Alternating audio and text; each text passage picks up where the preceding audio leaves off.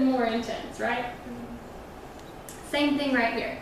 So what we want to do is we want to crescendo and we want to accent and make it more emphatic each time.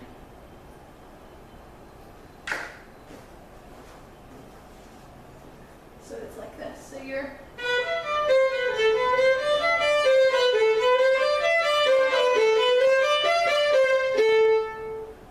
hear that? Each time, just a little more intense and a little more emphatic. Give that a shot for me one time. Those two measures. Start off just kind of normal and build.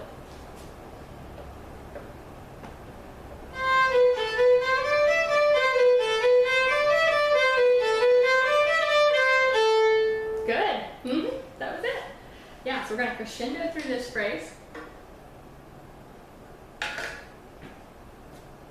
All right. And you can kind of see similar patterns like that in this song.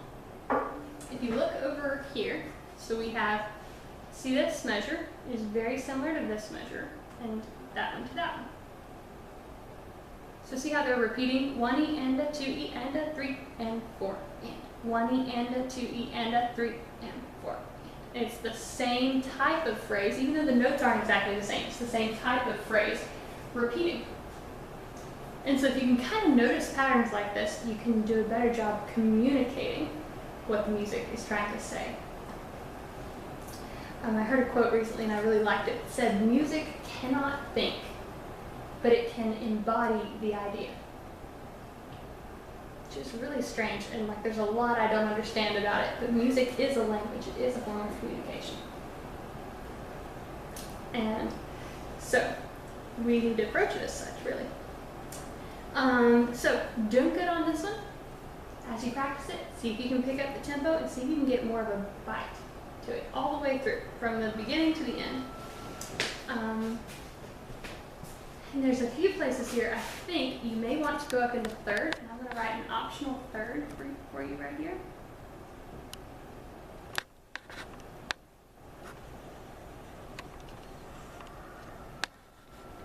For this section right here.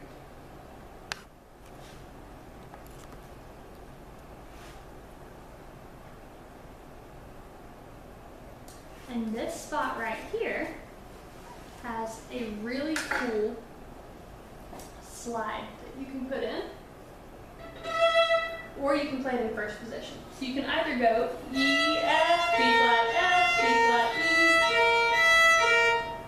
or you can kind of add a slide in there, just a shift with a very slight slide, very subtle.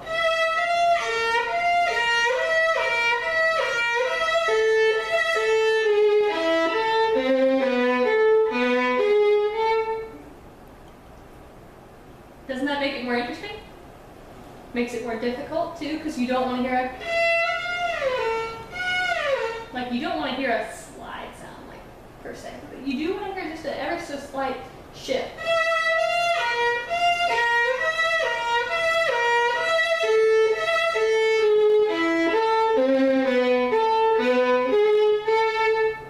And part of it's left up to your personal expression and interpretation. But I'm going to write it in here as an option. Practice it, see what you think of it. Because if you want to play it in first position, that's fine too. But this is the way I played it when I learned this one. So you can play a 3 here in third position, and then slide to a 1.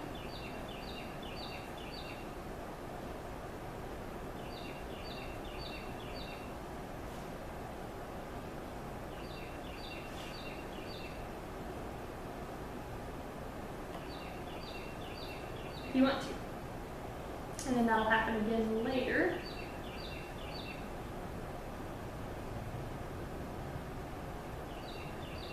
So do you see what I was doing there? I was coming up all these high notes. The F, F, E, E are in third, but the B flat is still in first position. You want to give that a try one time? So play this E here in second.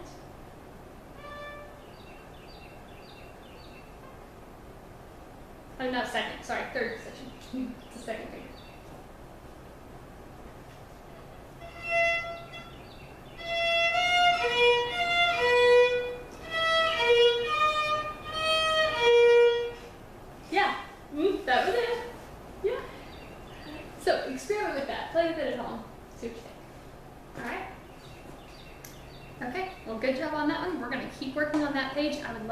you the other pages. So I'm going to make a note for myself right now before I forget to get you the other pages to that. Well, maybe I printed them off. I don't think so.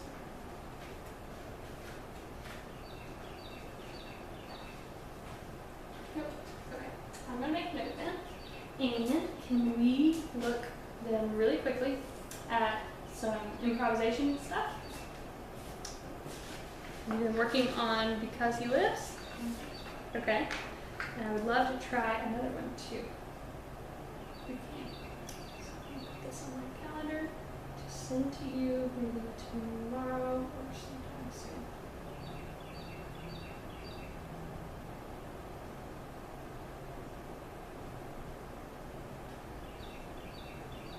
Will probably be page 2 and 3. Right. So let's try Because He Lives real quick. And I'm going to play the piano. And I want you to improvise as best you can.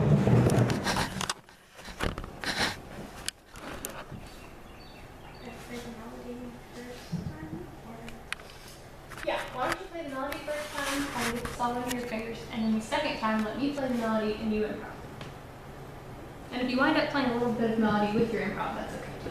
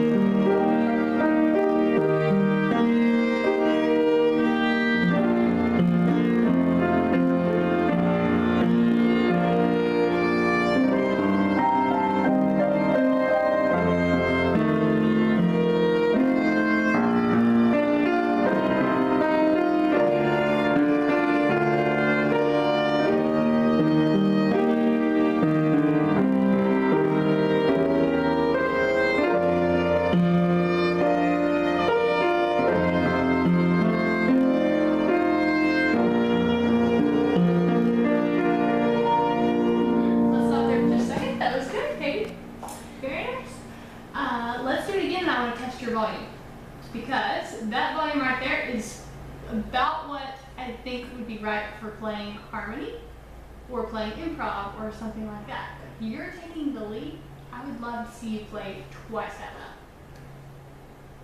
Okay, especially if you're playing the piano. Piano, especially, and it depends on the room you're in too. So a room like this has tile flooring, the sound really carries, and the piano really carries. So if you're somewhere, or maybe the piano or another instrument is mic and you're not mic, you need to have the ability to really dig in with lots of pressure and lots of speed on your bow and produce a really big sound. And your instrument can do it. Even though it's a small instrument, it can do it if you apply the right pressure and the right speed. So let's do it again, twice that loud. And twice as confident too, because in this instance, you're the soloist, not me. It's you. Alright, so here's your intro.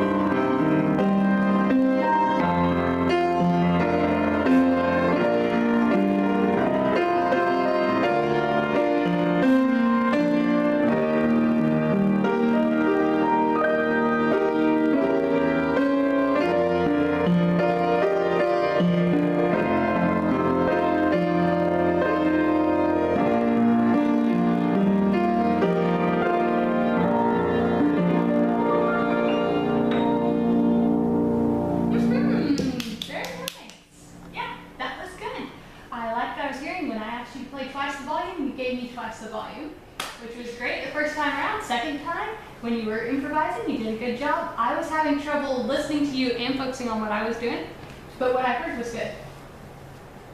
So I think you could have even been louder on your improv. Because I know you kind of got really timid, which is okay. I do that too when I play improv. But very nice job. I am impressed. Good job. All right. So now, Katie, what I would like to do is I'd like to see how well and how quickly you can learn a song you've never heard before. If we have time for it, and I think we do. Have you ever heard the song Where the Roses Never Fade? It sounds familiar, but I'm not sure. Okay, it's kind of like a country gospel song, but it has plenty of room for improv, and it's pretty simple. Chord progressions and everything are pretty simple. I'm going to play it in the key of D, and I want you, the first time or two we play it, to try and find the melody and play the melody on your violin. And once you get the melody and you kind of know how the song goes, then you can try improvising a little bit. Okay? And to help you, let me see if I have the chords written out. So that could be really helpful.